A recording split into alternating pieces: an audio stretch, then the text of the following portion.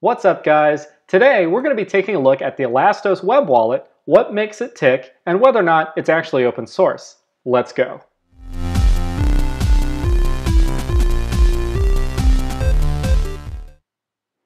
The Elastos web wallet is a quick and easy way to send and receive Elastos funds to and from others in the Elastos ecosystem. As a matter of fact, it tends to be the go-to wallet because it'll pretty much run in any modern browser. But recently, a lot of speculation has come up as to whether or not this wallet is actually open source. So, as part of this video, we're actually going to see what makes it tick. So, I've actually got the wallet open in my browser, and I'm going to go to Inspect, and we're going to kind of open up the Chrome developer tools, and we're going to see roughly what's happening under the hood. Right now, we see that this is pretty much all the HTML that's sent back from the wallet that's displayed in the browser. But we do notice a couple of interesting things. That this is including Ionic, and Ionic is a mobile web framework that allows you to write mobile applications for iOS and Android using standard web technologies such as HTML, CSS, and JavaScript. And that's pretty interesting because they are using Ionic and, of course, Cordova as the basis for a lot of the Trinity work. Elastos is. And Trinity is basically allowing people to write mobile applications that interact with your smartphone and Elastos carrier, etc., using those same technologies. So we've got a the console view as well. We're seeing a couple of things, adding buy and sell service, Coinbase. This is debug information that's actually output from the JavaScript that's being sent. So it looks like some developers kind of left this in here. Look like we're running wallet version 1.01. And yeah, so we see mention of Coinbase, Glidera, Amazon, etc. Not really yielding much there. And we are on the testnet wallet. Of course, they do provide a live network wallet at just wallet.elastos.org. Interestingly enough, we can move on to network and kind of see what's going on across the wire. We do see some messages being sent across the wire, really trying to grasp what looks like for notifications every couple of seconds. And it just does a get here. And we can take a look at some of these headers. We do see that it looks like the X powered by is Express. And this probably means that this is a Node.js application because Express.js is one of the more widely used Node.js web application frameworks. But we also have BWS 2.1.0. So whatever the service is, the Bitcoin wallet service or whatever, is more than likely, and I'm just guessing that's what BWS stands for, that's probably what's powering on the back end because these are headers that are sent back from the server. And CF Ray, so all of this is fronted by Cloudflare, and it's coming from DFW, so Dallas-Fort Worth. Looking down a little bit more, I don't see too terribly much here that's revealing. We can actually move on over to our application. I see mention of copayers here, and we can kind of see at copayers.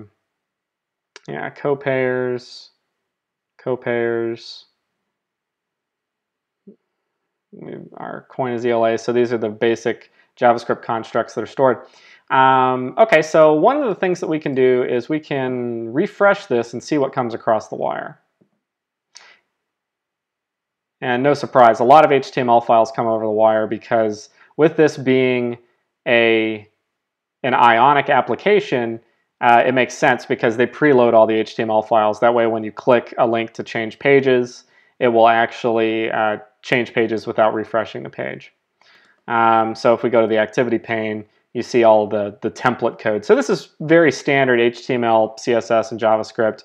Looks to be an Angular front end, judging by the ng-ifs, as well as Ionic. Ionic actually runs Angular for its front end framework. So this is indeed using stock Ionic things, so it should actually be responsive, and judging by that, yes it is. All right, looking around, wallet details. Looks like we've got a couple of things commented out here, so something they necessarily don't want us to see. This wallet is not registered on the given ELA wallet service. You can recreate it from the local information. So looks to be like a restoration piece. So again, this is the code that's pretty much running. This wallet is not registered at the given ELA core wallet. Okay, so that's why they recreated it there. All right, cool. So moving down, browser unsupported. So this looks like when you're not running JavaScript or you're not using a supported browser. Copay is not supported by your browser. So I'm seeing copayers and Copay mentioned, right? So let's take a look here and go to Google and Copay. We can do like Bitcoin or something like that. Hey, there we go. Secure shared Bitcoin wallet. Let's take a look at that. Share your Bitcoin with the open source HD multi-signature wallet from BitPay. So it looks like the Elastos wallet could be based on this. Let's kind of see here.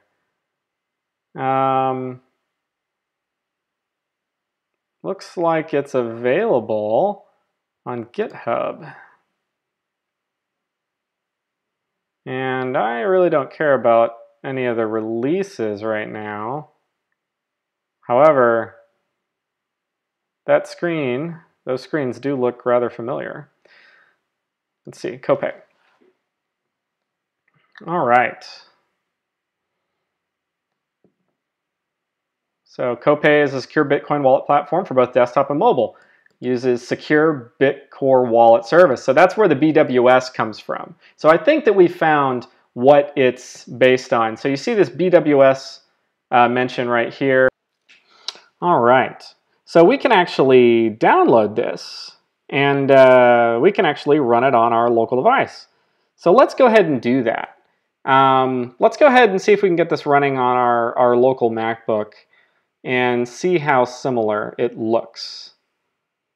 Yeah, cool. Okay, so this is the git clone URL. I'm going to open up a terminal.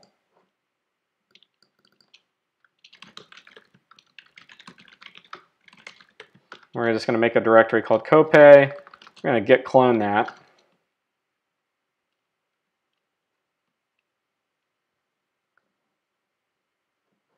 And in the meantime, it says that we're going to run npm install, npm run apply Copay.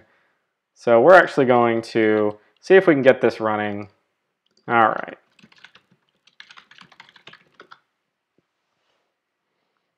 And this is running, no telling how long it might actually take.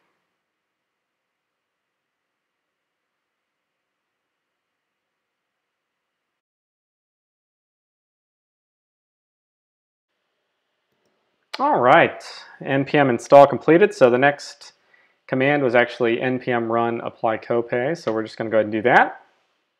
Perfect. Okay, so that is actually completed. And then it said that we could actually start it with npm start.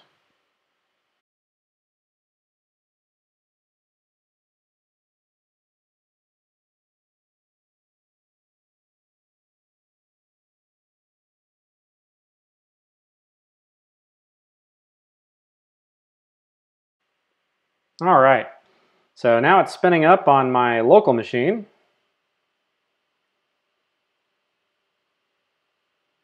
See if it'll actually load.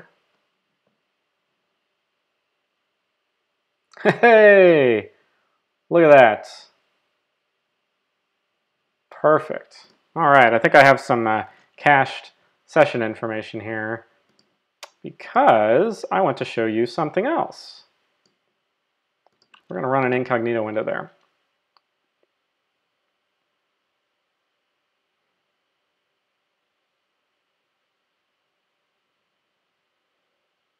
Hey, wait a minute. This looks familiar.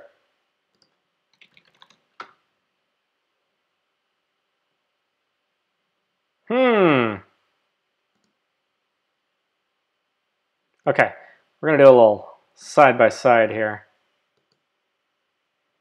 Okay. Gee, I wonder if they're related. So we're going to get started. Ah, okay. Got it.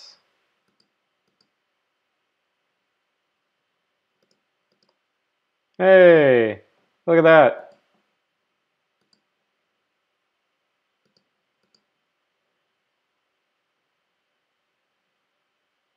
Nah, we don't care. Yeah, I'm sure. Hey, look.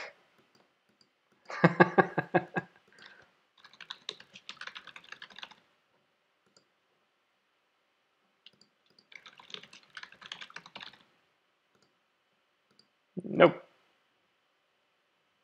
Confirm, confirm.